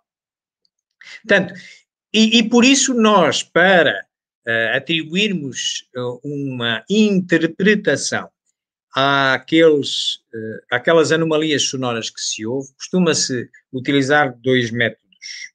O método mais simples, mais barato, mais comum, é o chamado painel de ouvintes. Isto é, eu como experimentador obtenho 2 ou 3 anomalias na minha experimentação. Ouço-as, amplifico, limpo o ruído através de um software, um computador. Há aí gratuitos, está aí um gratuito, o Audacity, por exemplo, não custa nada, é gratuito, usa-se, amplifica-se, limpa-se o som e tal, e isolamos o som e vemos o que é que nos parece que está ali dito. Mas não dizemos nada a ninguém, apontamos no papelinho o que é que nos parece que ali está. Depois, eu envio, por exemplo, aquilo ao Adriano e à Ana, sem lhes dizer o que é que eu penso, e peço-lhes para eles ouvirem e me dizerem também, sem conversarem com os dois, me dizerem também o que é que lhes parece que está ali dito. Ora, se nós coincidirmos, ok, está encontrada a interpretação. Isto nas vozes mais difíceis, classe C, normalmente. Isto é um método. Há hoje, com a tecnologia a avançar todos os dias, há hoje um outro método, mas é um método dispendioso, ao alcance de governos, por exemplo, de laboratórios de acústica, que é, hoje em dia, nós já sabemos qual é que é a assinatura digital em termos de onda eletromagnética num osciloscópio de cada som isolado, como sejam vogais e consoantes em vários idiomas. Tendo esse, digamos que é o bilhete de identidade do A, o bilhete de identidade do B, o bilhete de identidade do E, ok. E temos isso no computador, numa base de dados. Se agora nós introduzirmos esta voz anómala que obtivemos e mandarmos comparar, o computador responde-nos com uma percentagem de acerto em percentual. E considera-se identificação positiva, havendo mais que 95% de coincidência. É válido para vozes e é válido também para imagens. Por exemplo, imagens talvez alguns de nós já tenham percebido. Por exemplo, aí nas gasolineiras, nos postos de ATM, onde se levanta dinheiro, costuma haver umas câmaras, não é? Essas câmaras têm pouca resolução, mas é suficiente para obter uma sombra, tipo aquela que vos mostrei, aquelas que mostramos na TCI de imagens. Mas há hoje um método, com computadores, que faz um estudo anatómico de cada rosto, baseado na fotografia digital que está nos cartões de cidadão de identidade, faz um estudo digital. Há uma série de pontos no nosso rosto que, independentemente da idade, cresça ou envelheça, os ângulos entre eles se mantêm iguais ao longo da vida. Ok? Então, tendo esse estudo anatómico, se agora comparar, fizemos o mesmo estudo anatómico sobre as imagens anómalas que chegam ao computador, ele vai comparar uns com outros e também dá uma percentagem de acerto. Por exemplo, para o Departamento de Justiça italiano, que utiliza um software destes, este senhor, estava ali um Paulo Prezi, que funciona nestas áreas, aceitam os tribunais 95% de coincidência, corresponde a uma identificação positiva de uma cara. Pronto, isto para dizer que o mundo vai avançando e hoje já começa a haver outras ferramentas que nos ajudam ainda mais nesta comunicação, nesta forma de comunicação que, a nosso ver, é, como dizíamos, uma mediunidade de efeitos físicos dos nossos tempos, como dizíamos. Bom, meus amigos, se estiverem agora de acordo, nós íamos passar aqui, os comentários já fomos mostrando, mas há, na realidade, aqui uma pergunta, pelo menos, de uma nossa amiga do Brasil, que é a nossa amiga Shirley, que nos faz esta pergunta que aqui está. Em Portugal fala-se muito destas comunicações eletrónicas? Uma primeira pergunta. Porque aqui no Brasil não. E depois uma segunda pergunta. E Kardec chegou a falar sobre estas comunicações? Ora bem, vamos começar pela última. Kardec não poderia prever, como nenhum de nós, com exatidão o futuro. Mas, reparai o que é que aqui está, e nós há bocado mostramos isto. No Livro dos Espíritos, logo em 57, não é? Nesta pergunta 934, esta pergunta 934 só aparece, na realidade, em 60, não é? Em 57 só aparece na segunda edição, mas pronto, aparece no Livro dos Espíritos. Ele diz isto. Tendes, porém, uma consolação em poder-vos comunicar com vossos amigos pelos meios que estão ao alcance. Enquanto, está agora sublinhado em bold, enquanto não dispondes de outros mais diretos e mais acessíveis aos vossos sentidos. Em nossa opinião, transcomunicação instrumental é um destes. Portanto, Kardec chegou a falar sobre estas comunicações desta forma indireta? Sim. Julgo que sim. Quanto à primeira pergunta, se fala muito destas comunicações eletrónicas. Bom, a Shirley deve ter percebido dos vídeos que fomos apresentando que estava lá pessoas fundamentalmente aqui da Europa. Portuguesas, Anabela Cardoso, Mariana Casademonte, Espanha, italianos, Marcelo Bastos, ingleses, portanto, estavam uma série de pessoas. Isto é, neste lado do mundo, aqui na Europa, inclusivamente há congressos mundiais de transcomunicação instrumental, que unem a investigadores. não são espíritas, a maioria deles não são. Eu sou, e participo, já participei em 2, mas não, a maioria não são espíritas, mas são físicos, são médicos, psicólogos, filólogos, a Adabela Cardoso, enfim, empresários. A maioria não. São espiritualistas, são, porque têm uma evidência que a vida continua. Existe um ente que sobrevive ao corpo e vai para o outro lado. Mas não necessariamente uma visão espírita. Portanto, sim, cada vez se vai falando mais, porque estas evidências vão cada vez aparecendo-nos mais. Isto é tão fácil de obter porque envolve tão baixas energias que basta a Shirley ter paciência e método, vai conseguir, posso lhe garantir. Mas tem que ter alguma paciência, não penso obter à primeira vez, tem que. Mas se do lado de lá, do mundo espiritual, se aperceberem que a Shirley quer comunicar os seus espíritos amigos, afins, e que tenham essa possibilidade e esse saber, pois vão fazer tudo para se comunicar contigo. E vai obter uma comunicação. E a partir daí vai começando a ser falado. Aí no Brasil, há alguns investigadores, de certeza que estou-me a recordar de um, Clóvis Nunes, mas há uma outra senhora, não me recordo agora o nome, tem debaixo da língua, talvez se eu me recordar depois direito, Hernani Guimarães de Andrade, este livro que vos mostramos e que me serviu também de referência, portanto, é dele, e há esse livro. Eu aconselho, se a Shirley quiser procurar esse livro aí no Brasil, ele existe aqui em, perdão, desculpai, este livro aqui, Transcomunicação Instrumental. Portanto, se não me engano, é uma edição da Folha Espírita, tal como aqui podemos ver, coleção Folha Espírita. Ele existe, eu comprei-o aqui num centro espírita em Portugal, portanto, conseguirá, ou obras mesmo de Hernani Guimarães de Andrade, sem o pseudónimo, mas falando de TCI, e conseguirá, sem dúvida, ver coisas de transcomunicação instrumental também. No mundo anglo-saxónico há muito, vimos aqui algumas, nos Estados Unidos, por exemplo, há bastante investigação nesta área. Meus queridos amigos, não sei se quereis acrescentar alguma coisa mais sobre isto. Não? Pronto, então, ora, julgo que temos aqui... Olha, meu querido amigo, tendo em conta...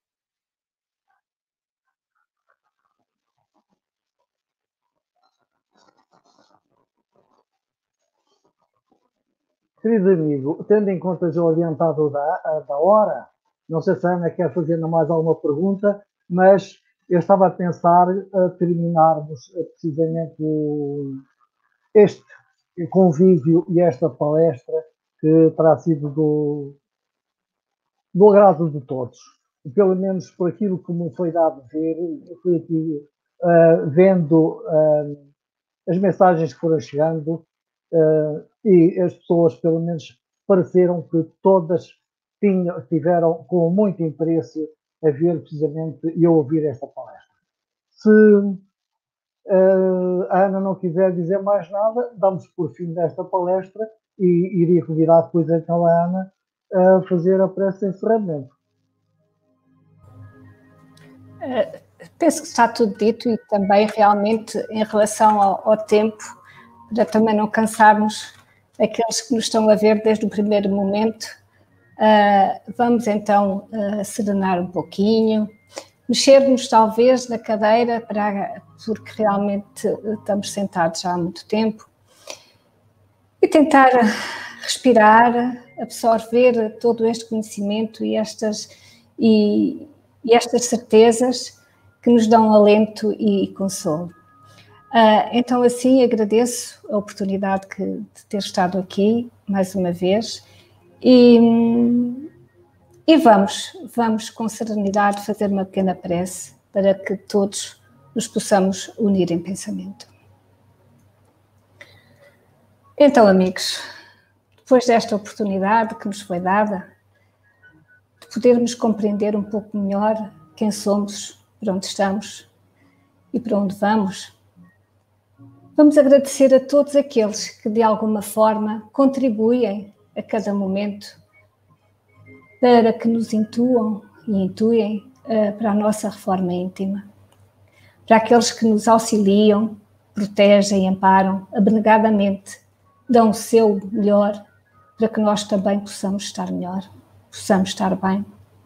Por isso, que esta dádiva da vida, como criadores de Deus, Pai Criador, seja para nós entendida como uma oportunidade de crescimento, seja para nós entendida como uma oportunidade de nos unirmos pela paz, pela fraternidade, pelo amor ao próximo e compreendendo que fazemos todos parte desta criação, deste universo que não conhecemos na totalidade, mas através destas aprendizagens que vamos fazendo, temos a consciência de que ele existe, muito para lá daquilo que os nossos olhos podem ver. Por isso são estas oportunidades de crescimento, são estas oportunidades de compreendermos que a vida é um bem maior e que nós vamos para uma vida maior, que agradecer a todos aqueles que connosco estão,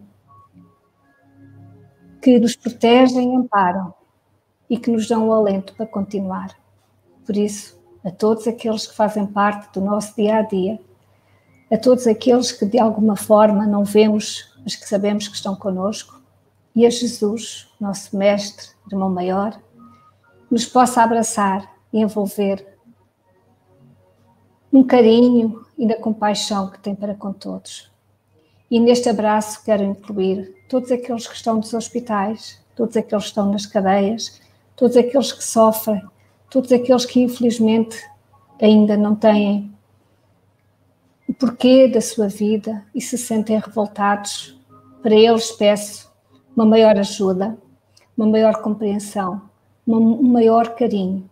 Por isso, Jesus e todos aqueles que nos envolvem, conhecedores das nossas necessidades, estão certamente também a olhar por eles.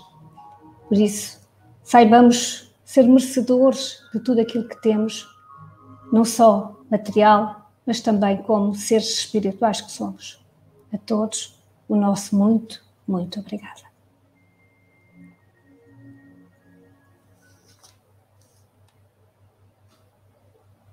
Muito obrigada, querida Ana, por este lindo encerramento, por esta linda prece. Muito obrigado, Adriano, também pelo teu savoir-faire como mestre de cerimónias, anfitrião desta nossa sessão de hoje. Queridos telespectadores, um bem-aja a todos pela vossa presença, pela vossa participação, quer por comentários, quer pelas perguntas. E até breve, um bom fim de semana. Até à próxima, se Deus quiser.